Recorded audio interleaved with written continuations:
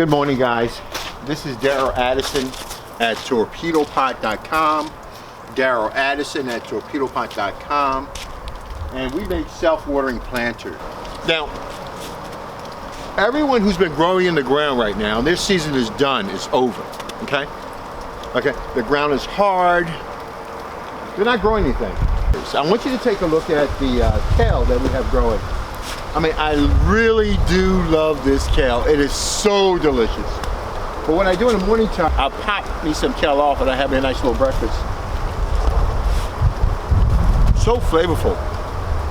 It's so uniquely kale. So delicious.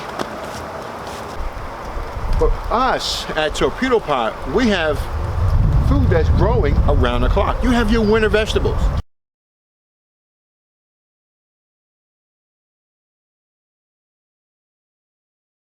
And you have your summer vegetables.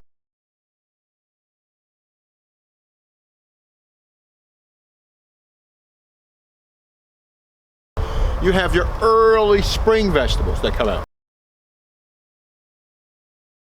We take advantage of multiple seasons here in the Pennsylvania area.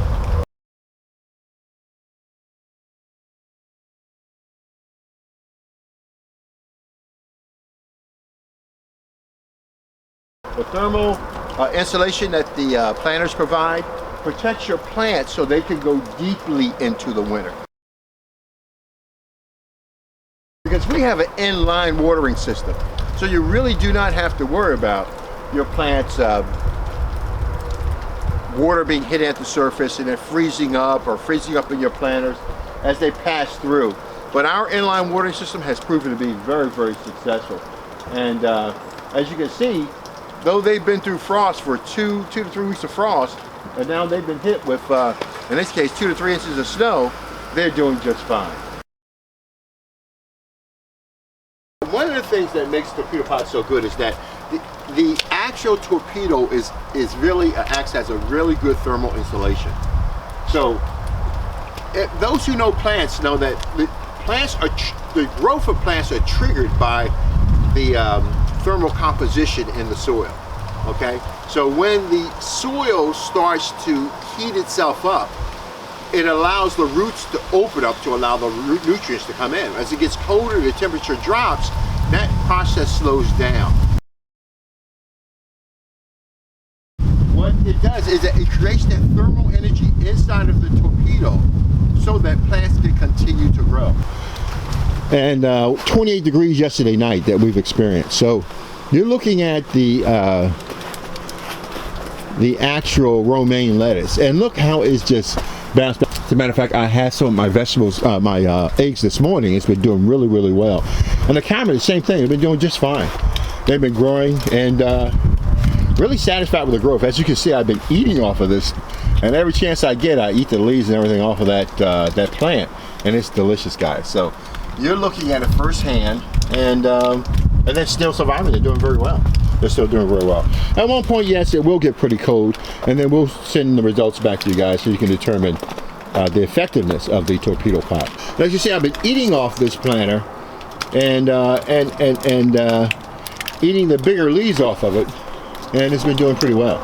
And my endives. I mean, my endives just continues. I think this is a stunning plant. I really do. It continues to grow, and it's just such a beautiful plant. Next year, now remember I was telling you that we have the water entering in from the base of the plant? Well, take a look at this. This is what's going on. The water is entering in from the base of the plant, so you get to actually see what's going on there, okay?